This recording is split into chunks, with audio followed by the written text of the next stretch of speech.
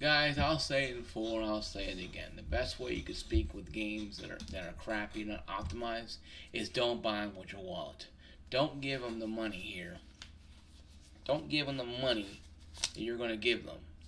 More than 20 is here, 20 here too as well. Don't give them the money. What I mean by that is, don't go out there and go buy cast off protocol until the game is 100% optimized. Right now on PC, it barely runs. This comes from Born to Game, and many other YouTubers who talked about this. Talked about this a lot, saying that the game does lack. It's really fun, great fun, a lot of fun. But the problem is it lacks in one simple thing: the game is not optimized, and not being optimized for PC is a damn problem when about 90% of the people buying this game are going to be on the PC right here. And they're not going to be on the PS5 and Xbox X Series. Probably PS5. I think the only exclusive on PS5, I think. It could be on Xbox, I don't know for sure. If I'm wrong, then don't worry about what I'm saying on Xbox. But the fact of the matter is, guys, you speak with your wallet. You speak with your wallet, the power of the purse. Kind of wish the government had that kind of understanding. But we need to speak with the wallet. This is actually a Walmart gift card. I put my gas on it. The gas pumps didn't work. This is a prime example of what I'm talking about. It's this Walmart gas card. It's a gift card, but I use this gas card. And I'll only put my debit card, credit card into those damn things. The fact is, if this didn't work, if the card readers didn't work, I couldn't get gas at Walmart. So why would I keep going to Walmart to buy gas if the card machine doesn't work? You wouldn't do that. You would go to a different gas station down the street. The same with a lot of these games, like Battlefield 2042, the Call of Duties, Halo Infinite, Halo Master Chief Collection, and now the Cast-Off Protocol is one of those rooms. And yeah, Starbucks getting a little pass because they have to fix it pretty quickly. But the fact of the matter is, folks, is this. This is what I'm talking about for many damn years. I'm 41 years old. I remember a time where a game came out, it had to be great. If it wasn't great, that company went down the damn crapper. And here's another bit of news.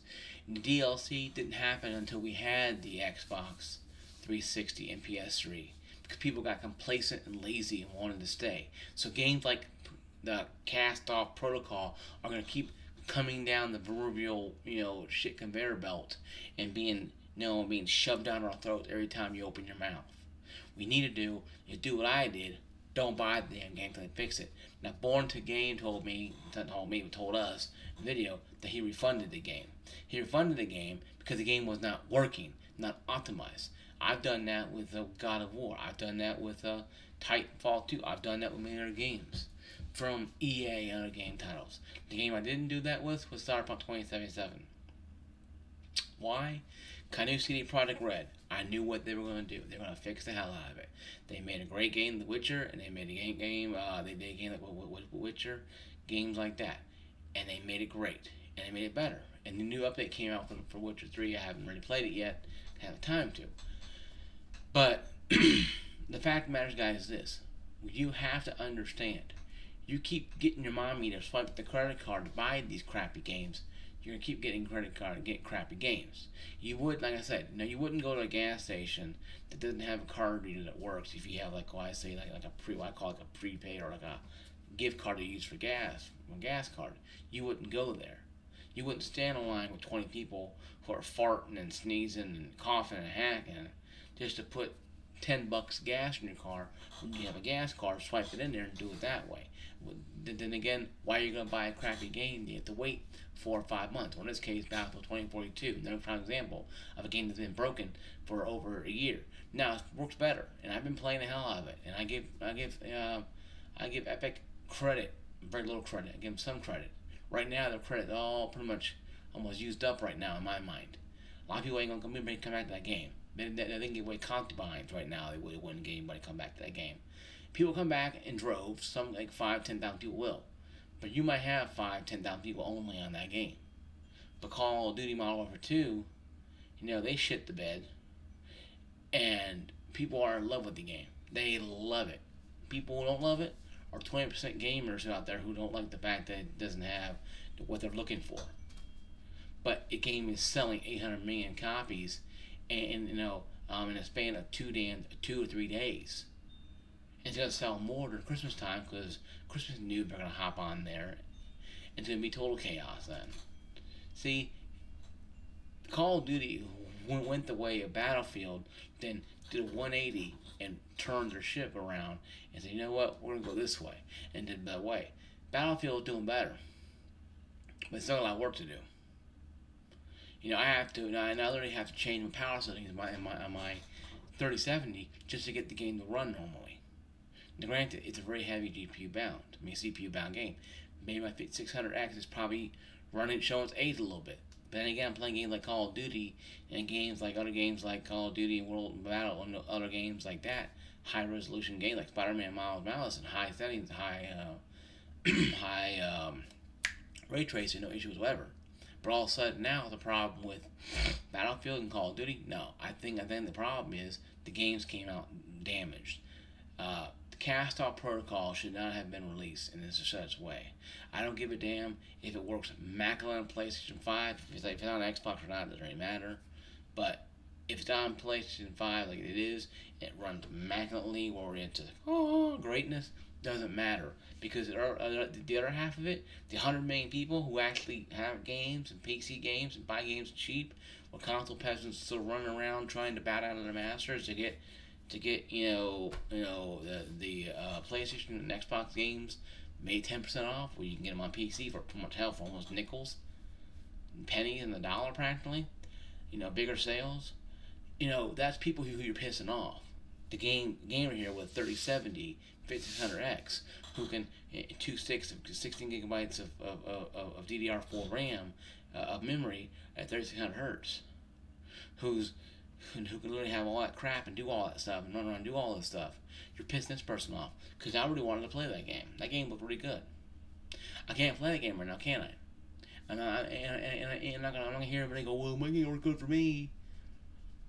Like sending a Battlefield crowd, worked good for me. You're telling me out of 100,000 people who bought the game, only one person had a good time with the game only online. Battlefield 2042.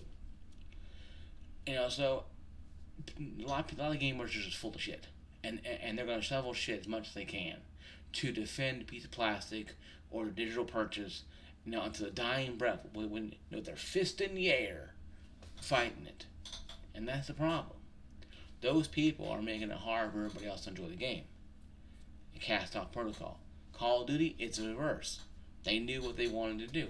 They went after the niche gamer who just wanted quick Call of Duty, spin, twirl, no scope, and get your stupid skins and go home. And that's it. Battlefield 2042, they just had a brain fart cluster F, and they decided to go off in La La Land. And that's what they did. So, to be blunt, guys, to be blunt and be frank, do not buy a cast-off protocol until it goes on sale. By that point in time, it should be hopefully optimized. Now, we have winter sales. Steam always has winter sales. Will we have a last-minute sale for Christmas? Probably will. I got my family some Steam cards for Christmas. So, essentially, it's going to be interesting for them. For me, too, I'm getting some Christmas, too, as well. I do every year. And hopefully a new monitor. But see, I'm not gonna waste my money in my good Christmas money in my brand new monitor if I get one on a game like Cast-Off Protocol, because it's not optimized to work. I don't care if I have a 2K 144 hertz monitor. It's gonna run like crap. And I think this is the biggest problem with games today, is that gamers just don't understand why gamers like me are upset all the time. We want games to work. We don't care about excuses and expectations. You are in the business of making games. If Bandai Namco can create a great masterpiece and be almost Game of the Year, tied with Spider-Man, Miles Morales, and a few other games top of my head somewhere,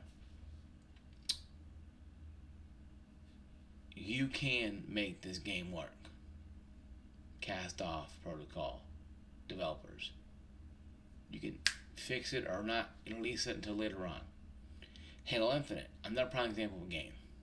It looked like a crappy Xbox One game running on a PC or Xbox X Series that was not optimized. Are we getting tired of buying these crappy games, or we keep on buying these crappy games? Because at the end of the day, folks, we have to start coming together as one, fighting as one. Let's put down the put pitchforks and the assault rifles and the tanks and stop fighting each other in the stupid, console PC war and come together as one in March. We did it back in 2013 when the Xbox wanted to go all digital and do DRM. Of course, right now it doesn't matter anymore. But back then it was beautiful to see the marching of the arms, everybody marching together. We need this, guys. We don't need to have the game industry tell us how we're going to play our games in glitchy, crappy messes. They should make fun games, open world games, plunge expansion, ton of games. If you want me to pay more money for DLC, then expand it to where it gives me more things to do. Battlefield 2042 is doing that. Call of Duty will do it probably eventually. Battlefield 2042 is optimized out the ass. Yeah, I bought some Battle Pass stuff and got XP or whatever, and that's fine, whatever. It's my money. I do what damn well please with it. But, they fixed a lot of it. But it shouldn't have been this broken in the first place anyway. Common sense dictates that we have to understand this. These companies don't care about us. If you think they do, you are shoved your head up their ass too much.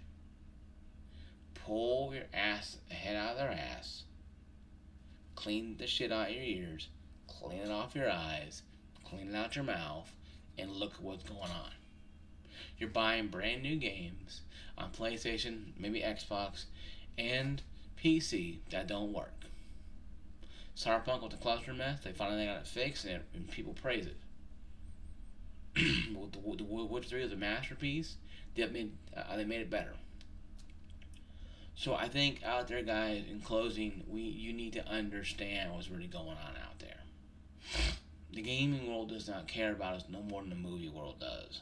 Industry does. Okay? They'll sell us a damn freaking sponge sitting on a plate for 2.5 hours and charge you $13 to go watch that movie in a theater called The Great Sponge, just sitting on a plate. They will literally do that and have it. It's probably the network say, oh, it costs $100 million to make this film.